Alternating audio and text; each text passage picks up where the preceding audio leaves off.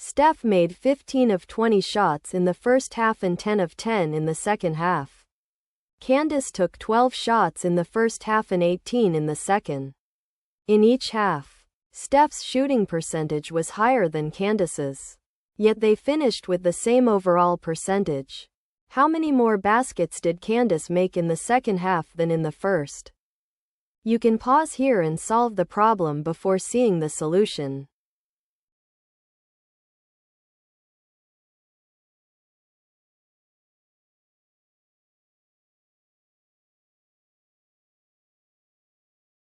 Start with Steph. Overall she made 15 plus 10.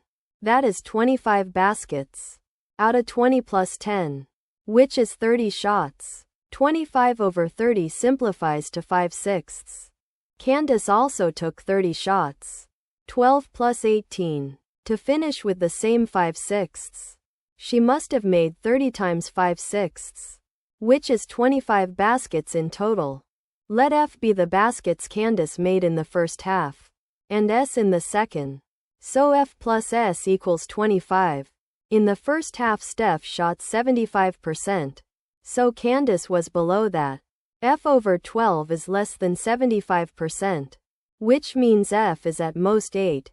In the second half Steph shot 100%.